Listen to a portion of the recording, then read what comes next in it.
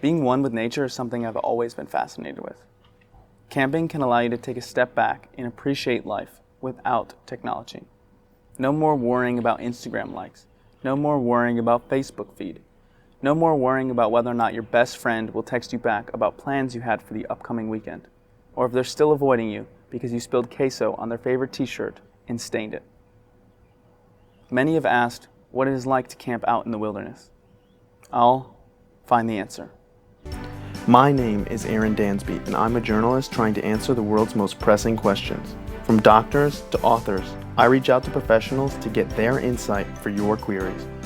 This is Ask Arron. Justin Hicks is an avid camper and has camped all across the country, from California all the way to New York, including Colorado and Wyoming on the way. On his camping trips, he has even eaten the fish, rabbits, and bugs that he has caught.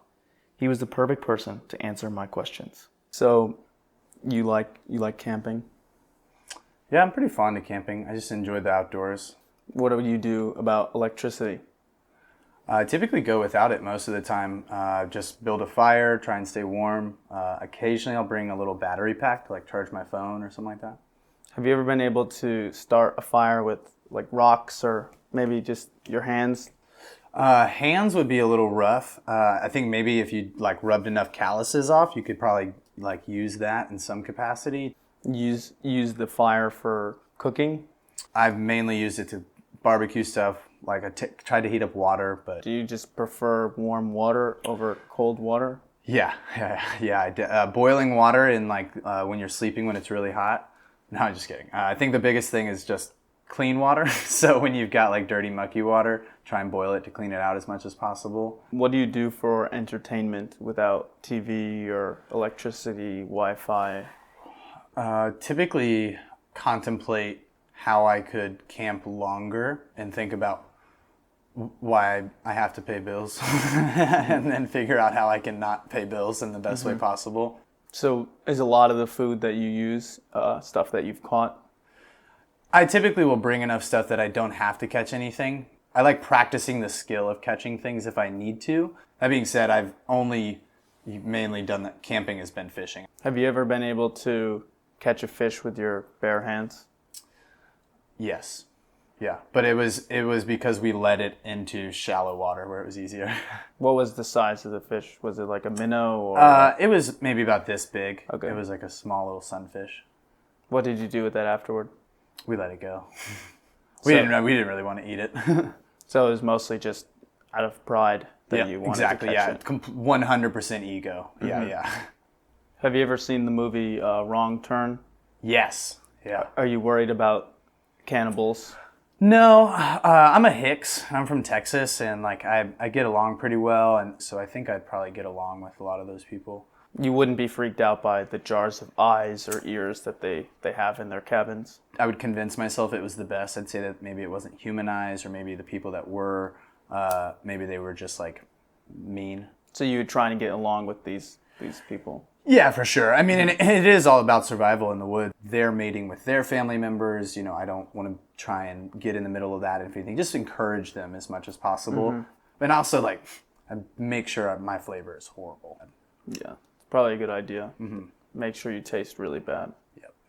Have you've heard about people in the Jungle Book or other movies, stuff like that, raised by other animals? Do you think you would have been much different if you were raised in the woods with animals? If I were raised by animals, I would likely be more prone to drinking from streams. And whereas now I kind of prefer a water hose. That's just more of a flavor thing. I mean, I don't think I would have picked up reading as much, I think. Maybe you would have learned language of the animals instead.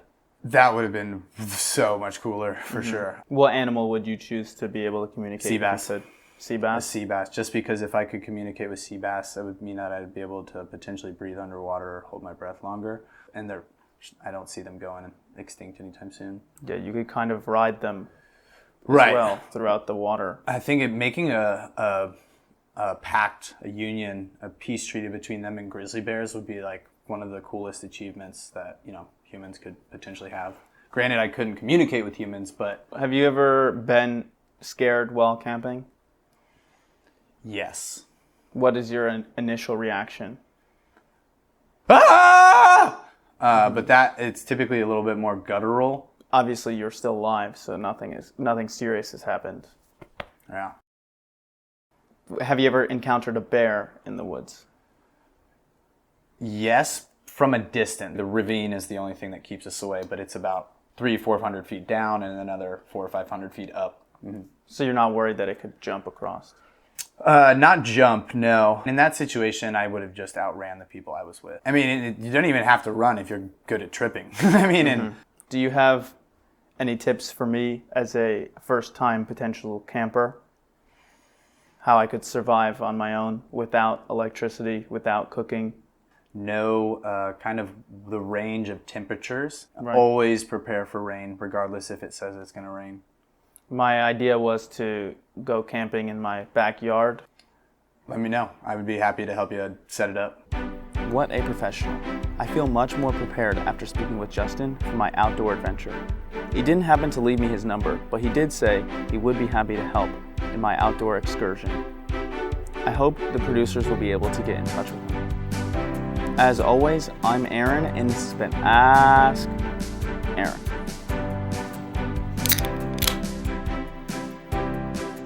Please like, share, and subscribe. If you do not send to 10 friends, your luck will change for the worse. You will never have enough milk for a bowl of cereal. You constantly feel like you need to sneeze, but cannot, and it will always take at least 10 minutes to find the TV remote. Thank you. Beer Hand Productions is not at fault for any change of luck that may occur after watching this video. Arron Dansby is not responsible for any change in milk quantities, nor the feeling of increased sneeze, nor hiding a TV remote. Please enjoy this video and share with friends. Thank you.